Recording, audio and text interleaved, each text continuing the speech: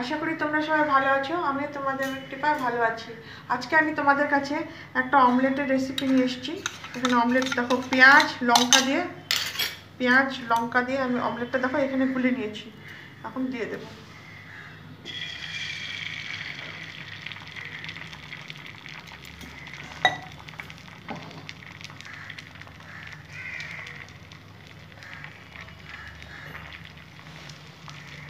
এরকম একটা রেসিপি থাকলে মাছ মাংস ফেলে তোমাদের খেতে হবে, এত ভালো লাগে। তোমরা একটা লাইক দিয়ে আমার ভিডিওটা দেখা শুরু করবে বন্ধুরা, আর শেষ পর্যন্ত থেকো।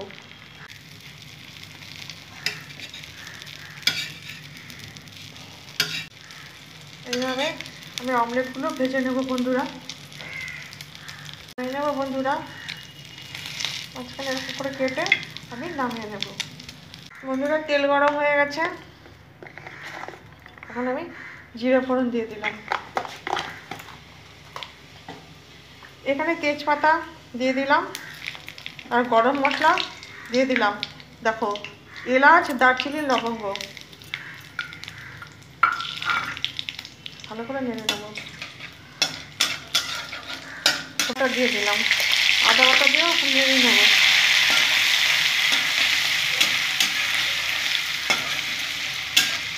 এই রান্নাটা বন্ধুরা রসুনের ব্যবহার হবে না, রসুনের ব্যবহার রান্নাটা অন্যরকম হয়ে যাবে। পেঁয়াজ আর আদা বাটা দিয়ে করবে। এখানে বড় একটা পেঁয়াজ বেটে দিয়েছি, সেটা দিয়ে দেবো।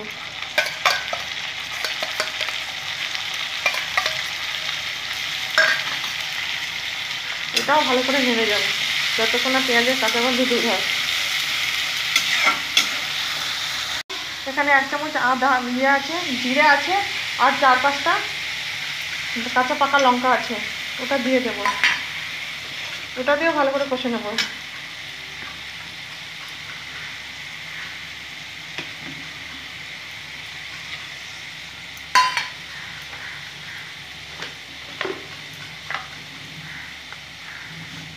নুন দেবো পরিমাণ মতো।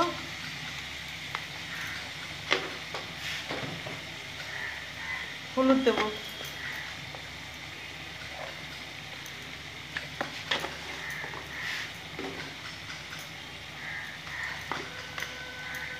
একটু কাশ্মীরি মির্চি দেবো কালারটা হওয়ার জন্য। আর এখানে গোলমরিচের গুঁড়ো দেবো, ওটাতে স্বাদটা অনেকটা বেড়ে যায়।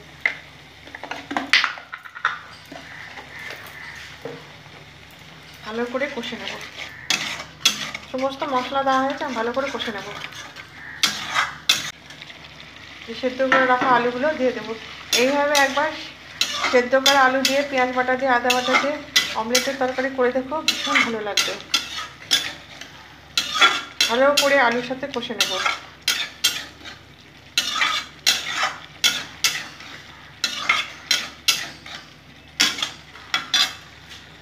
এখন গ্রেভির জন্য জল দিয়ে দেবো।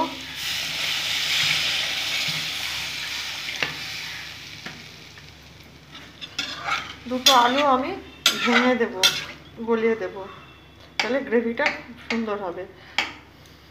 আজকে যদি যারা নতুন দেখছো তারা আমার চ্যানেলটা সাবস্ক্রাইব করে আমার পাশে থেকে যাবে, আমাকে এগিয়ে যেতে সাহায্য করবে। আর যারা নতুন বন্ধু হতে চাও তারা কমিউনিটিতে একটা লেটার দিয়ে দেবে, আমি সময় মতো পৌঁছে যাব। আর বন্ধুরা স্কিপ করে দেখো না, পুরো ভিডিওটা দেখো, আমার আওয়াজটা আর বাড়ছে না। দুটো কাঁচা লঙ্কা দিয়ে দিলাম। আমার এটা কিছুক্ষণ ফুটতে দেবো। ঝোল ফুটে গেছে, অমলেটগুলো যে বানিয়ে রেখেছি সেগুলো এখন ছেড়ে দেবো। সাধারণ রান্না, অসাধারণ টেস্ট।